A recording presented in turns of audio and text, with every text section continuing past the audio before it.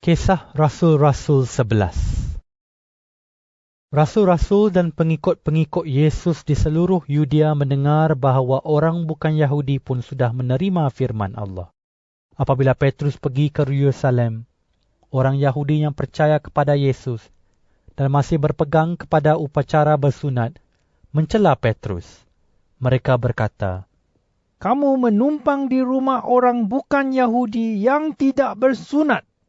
Bahkan kamu makan bersama-sama mereka."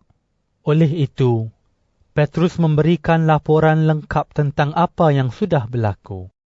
Dia melaporkan hal itu mulai dari permulaan. Aku sedang berdoa di kota Yope, lalu melihat suatu penglihatan.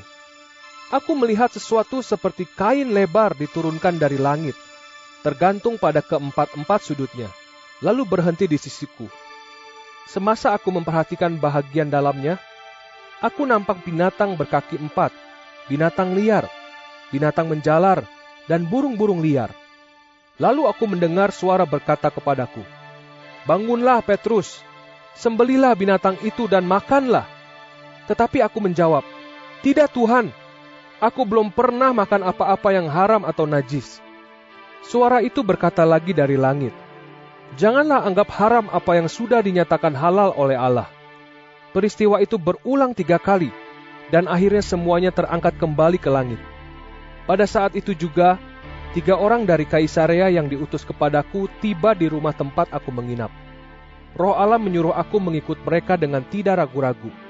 6 orang saudara seiman dari Yope menyertai aku ke Kaisarea, dan kami semua masuk ke rumah Kornelius.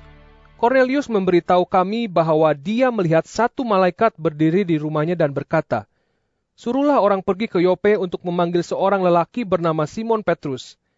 Dia akan menyampaikan berita yang boleh menyelamatkan engkau dan keluargamu." Apabila aku mula bercakap, Roh Allah datang kepada mereka seperti yang berlaku kepada kita pada mulanya.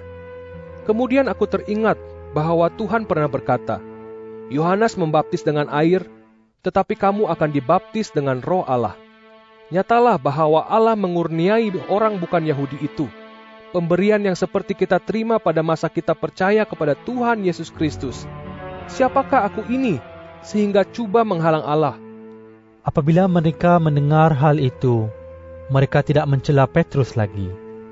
Lalu, mereka memuji Allah dan berkata, "Jika demikian, Allah juga memberikan peluang kepada orang bukan Yahudi untuk bertaubat dan beroleh hidup sejati." Pada masa Stefanus dibunuh, orang yang percaya kepada Yesus tercerai-cerai kerana dianiaya. Ada yang lari sampai ke Fenisia, Siprus, dan Antioquia. Mereka memberitakan perkabaran daripada Allah kepada orang Yahudi sahaja. Tetapi, beberapa orang pengikut Yesus yang berasal dari Siprus dan Kirene pergi ke Antioquia. Mereka mengkabarkan berita baik tentang Tuhan Yesus kepada orang bukan Yahudi. Kuasa Tuhan menyertai mereka, sehingga banyak orang percaya kepada Tuhan dan mengikut Dia. Jemaah di Yerusalem mendengar peristiwa itu. Oleh itu, mereka mengutus Barnabas ke Antioquia. Apabila dia tiba di Antioquia dan melihat Allah memberkati orang di situ, dia bersukacita. Lalu dia menggalakkan mereka semua supaya tetap setia kepada Tuhan dengan sepenuh hati. Barnabas seorang yang baik, dikuasai oleh Roh Allah dan sangat percaya kepada Tuhan, dan banyak orang mengikut Tuhan. Kemudian, Barnabas pergi ke Tarsus untuk mencari Saulus. Apabila dia menjumpai Saulus, Barnabas membawa Saulus ke Antioquia.